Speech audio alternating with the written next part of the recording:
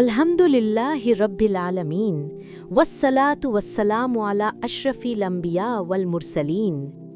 সকল প্রশংসা ও মহিমা সেই আল্লাহ রব্বুল আলামিন, যিনি আসমান জমিন সৃষ্টি করেছেন, যিনি আমাদেরকে ঈমানের আলো দান করেছেন এবং যিনি তার প্রিয় বান্দাদের মৃত্যুর পরেও সম্মান ও নূরের মাধ্যমে আপন করে নেন। অসংখ্য দরুদ ও সালাম আমাদের প্রিয় নবী মুহাম্মদ সাল্লাল্লাহু আলাইহি ওয়াসাল্লামের ওপর, যিনি আমাদেরকে তাহাজ্জুদ নামাজের অমূল্য ফজিলত শিখিয়েছেন, যার সুপারিশে আমাদের মুক্তি, আমাদের নাজাত। প্রিয় ভাই ও বোনেরা, আসসালামু আলাইকুম ওয়ারহমাতুল্লাহি ওয়াবারাকাতু। আজ আমরা জানব একজন তাহাজ্জুদ গুজার বান্দার মৃত্যুর শেষ মুহূর্তে কোরআনের ভূমিকা এবং কিভাবে আল্লাহ তাকে সম্মানিত করেন। ভাই ও বোনেরা, একজন তাহাজ্জুদ গুজার বান্দা যে গোপনে রাতের নীরবতায় কান্না করে আল্লাহকে ডাকে, যখন তার মৃত্যুর সময় ঘনিয়ে আসে, তখন দুনিয়ার কেউ তার পাশে না থাকলেও কোরআন তার মাথার কাছে এসে দাঁড়ায়। হ্যাঁ, দুনিয়ায় মানুষ তাকে ভুলে যেতে পারে, বন্ধুরা ব্যস্ত হতে পারে, পরিবার দূরে সরে যেতে পারে, কিন্তু কোরআন তাকে কখনো একা ফেলে না। মৃত্যুর ঠিক আগের সেই মুহূর্তে, যখন তার দৃষ্টি ঝাপসা হয়ে যাচ্ছে, যখন তার জিহ্বা শুকিয়ে আসছে, যখন তার আত্মা বুকের মধ্যে থেকে টেনে নেওয়া হচ্ছে, তখন কোরআন এগিয়ে আসে, তার মাথার কাছে দাঁড়িয়ে বলে, ভয় পেও না, আজ আমি তোমার পাশে আছি। মানুষ মারা যায়, তারপর তাকে নিয়ে যাওয়া হয় গোসলের ঘরে। শরীর ঠান্ডা, মাটি স্পর্শ করা পা শক্ত হয়ে গেছে। আত্মীয়রা সেই দেহকে পানি ঢেলে গোসল করায়, কিন্তু তারা জানে না রূহ তখন কাঁদছে। আর সেই সময় কোরআন তার মাথার কাছে বসে থাকে, তার রূহকে শান্ত করতে করতে বলে, তুমি যেদিন রাতের গভীরে আমার আয়াত পড়েছিলে, সেই রাতগুলো আজ তোমার জন্য রহমত হয়ে গেছে। গোসল শেষ হয়, ফেরেশতারা তাকিয়ে থাকে, দিনের আলো ফিকে হয়ে আসে। তারপর তাকে সাদা কাফনে জড়িয়ে দেয়। কাপড়ের ভাঁজের ভেতর তার ঠান্ডা শরীর হারিয়ে যায়। ঠিক তখন কোরআন তার কাফনে আর বুকের মাঝখানে এসে অবস্থান নেয়। দুনিয়ায় আমরা কোরআনকে বুকের কাছে রাখতাম, আজ কোরআন নিজেই আমাদের বুকের কাছে এসে জায়গা নেয়। এটা কেবল তাহাজ্জুদ গুজারদের জন্য, যারা কোরআনকে ভালোবেসেছে, যারা কোরআনকে সময় দিয়েছে, তাদের জন্য আল্লাহর বিশেষ উপহার।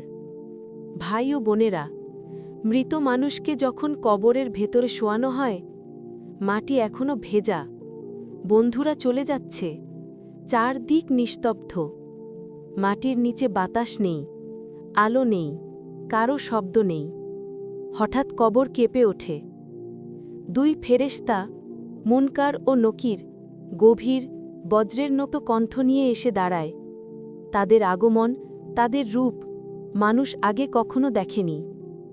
যখন তারা মৃত মানুষের সামনে এসে পৌঁছায়, ঠিক সেই মুহূর্তে কোরআন মৃত মানুষের বুক আর ফেরেশতাদের মাঝে দাঁড়িয়ে যায়। হ্যাঁ, একদম মাঝখানে, যেন ঢাল হয়ে। মুনকার নকির বলে, হে কোরআন, একটু সরো, আমরা তাকে প্রশ্ন করব। কোরআন শান্ত দৃঢ় কণ্ঠে উত্তর দেয়, না, আমি তাকে একা ছেড়ে দিতে পারি না, আমি তাকে ছেড়ে যাব না। ফেরেশতারা আবার বলে, আমরা আল্লাহর পক্ষ থেকে এসেছি, আমাদের কাজ প্রশ্ন করা।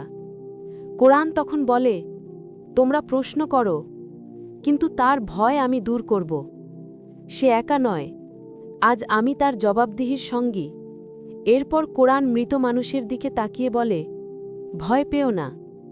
কথা শুনে কবরের ভেতরে শুয়ে থাকা মৃত মানুষ, যার মুখে কাঁপুনি, যার বুক ধড়ফড় করছে, সে হঠাৎ শান্ত হয়ে যায়। কারণ যেদিন সবাই ছেলে গেছে, সেই দিন কোরআন তাকে ছাড়েনি। ভাই ও বোনেরা, কোরআন এমন এক নূর, যে নূর একবার কোনো বান্দাকে স্পর্শ করলে, একবার যাকে হৃদয় দিয়ে ধরে, তারপর আর তাকে ছেড়ে দেয় না। দুনিয়ার মানুষ ভুলে যায়, বন্ধুরা ভুলে যায়, আত্মীয় স্বজন ভুলে যায়, এমনকি সন্তান, সেও ভুলে যায়। কিন্তু কোরআন কাউকে কোনোদিন ভুলে না। আপনি দুনিয়ায় কোরআনকে যতটা সময় দিবেন, সেটুকুই হবে আপনার কবরের আলো, মুনকার নকিরের সামনে ঢাল, কেয়ামতের সুপারিশকারী।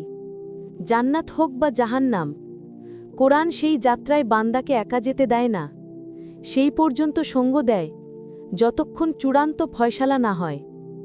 কোরআন এমন এক সাথী যে বলবে, হে আল্লাহ, যতক্ষণ তুমি তাকে ক্ষমা না করছ, আমি থামব না, আমি তার সুপারিশ করতে থাকব। সবচেয়ে বড় সত্য, কোরআন হল রবের কালাম, আর এই আল্লাহর কালামের ক্ষমতা এমন শক্তিশালী, এমন উচ্চ মর্যাদার, যা দিয়ে যে সুপারিশ করবে তা কোনো নবী রাসূলও করতে পারবেন না। হ্যাঁ, তুমি ঠিকই শুনেছ, নবীরা সুপারিশ করবেন, রাসূল সুপারিশ করবেন, কিন্তু কোরআনের সুপারিশের ওজন আলাদা, কারণ এটি খোদ আল্লাহর বাণী। কোরআন তখন ফেরেশতাদের দিকে তাকিয়ে বলে, তোমরা তোমাদের কাজ করো, আর আমার কাজ হল এ বান্দাকে রক্ষা করা। এই কথা শুনে মুনকার নকির মাথা নিচু করে, কারণ তারা জানে কোরআনের সামনে কেউ দাঁড়াতে পারে না। কোরআন তাকে জান্নাতে প্রবেশ করায়। মুনকার নাকির চলে যাবার পর কুরআন মৃত ব্যক্তিকে জিজ্ঞাসা করে, তুমি কি আমাকে চিনতে পেরেছ?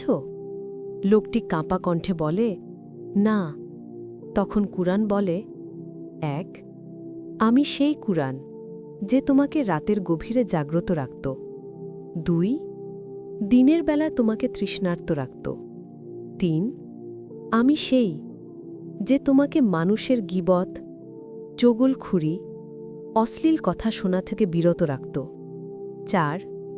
আজ আমি শুধু তোমাকেই আমার বন্ধু হিসেবে গ্রহণ করেছি। ৫. তুমি আমার সবচেয়ে খাঁটি ভাই। ৬. আজ তুমি খুশি হয়ে যাও। ৭. মুনকার নাকিরের প্রশ্নোত্তর শেষ। আজ থেকে তোমার আর কোনো দুশ্চিন্তা নেই। মুনকার নাকির জিজ্ঞাসাবাদ শেষ করে চলে যায়। তাদের বিদায়ের পর কুরআন আল্লাহর দরবারে গমন করে। সেখানে গিয়ে কুরআন সেই মৃত বান্দার জন্য সুপারিশ করতে থাকে। কুরআন বলে, হে আল্লাহ, এই বান্দা আমাকে দুনিয়ায় সময় দিয়েছে, আমার কারণে জেগেছে, আমার কারণে রোজা রেখেছে, আমার কারণে পাপ থেকে বেঁচেছে। আজ আমি তার জন্য পোশাক ও উন্নত শয্যার সুপারিশ করছি।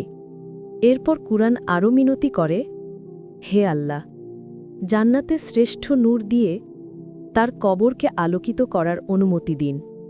আল্লাহ আদেশ করেন, জান্নাতের অন্যতম উজ্জ্বল নূর এবং জান্নাতি সুগন্ধ সেই বান্দার কবরের দিকে পাঠানো হোক। তারপর দুনিয়ার আসমানের হাজার ফেরেশতা একত্রিত হয়ে সেই বান্দাকে উঠিয়ে নেয়। কুরআন তাদের সহযোগিতা করে। কুরআন তখন সেই মৃত বান্দার দিকে ফিরে আসে, নরম কণ্ঠে প্রশ্ন করে, আমি চলে যাবার পর তুমি নিঃসঙ্গতা অনুভব করনি তো? আমি পরওয়ারদিগারের কাছে গিয়েছিলাম, সেখান থেকে তোমার জন্য উন্নত পোশাক, নরম বিছানা এবং জান্নাতের একটি নূর নিয়ে এসেছি।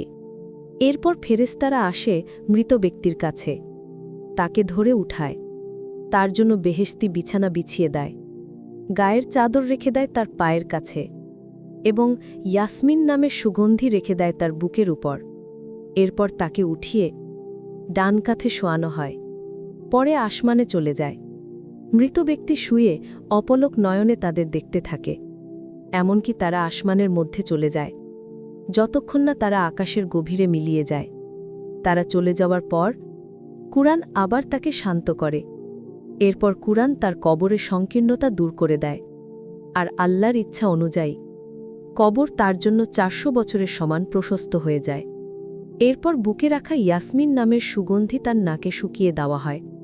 সুতরাং মৃত ব্যক্তি কিয়ামতের দিন পর্যন্ত ওই সুগন্ধি শুকতে থাকবে। এরপর সে পরিবার পরিজনের কাছে ১ বা ২ বার আসে এবং তাদের কুশলাদি সম্পর্কে খোঁজ খবর নেয়, তাদের জন্য জান্নাতের দোয়া করে। যখন তার সন্তানের কেউ কুরআন পড়া শেখে, তখন তাকে সুসংবাদ দেয়, আর তার কোনো সন্তান বদকার হলে তার কাছে সে সকাল সন্ধ্যা আসে এবং তার জন্য কাঁদতে থাকে। এভাবে সে কিয়ামাত পর্যন্ত করে যেতে থাকে। এতক্ষণ পর্যন্ত যে সকল পুরস্কারের কথা বলা হলো সবই হল কুরআনের সাওয়াব ও বদলা। যে দুনিয়ায় কুরআনকে আঁকড়ে ধরে, কবর, আখিরাত সব জায়গায় কুরআন তাকে আঁকড়ে ধরে রাখে। তাহাজ্জুদ গুজার বান্দাকে আল্লাহ এভাবেই কুরআনের মাধ্যমে সম্মানিত করেন। আল্লাহ আমাদেরকেও তেমনভাবে সম্মানিত হওয়ার তাওফিক দিন, যেন আমরা দুনিয়াতেই কুরআনকে আঁকড়ে ধরি, রাতে তাহাজ্জুদে কান্না করি, আর আখিরাতে কুরআনের ছায়া ও সুপারিশ লাভ করি। হে আল্লাহ, আমাদেরকে কুরআনের আমলদার বানিয়ে দিন, তাহাজ্জুদের আলো দিয়ে আমাদের জীবন সুন্দর করে দিন, এবং কবর ও আখিরাতের প্রতিটি ধাপে কুরআনকে আমাদের সঙ্গী ও রক্ষক বানিয়ে দিন।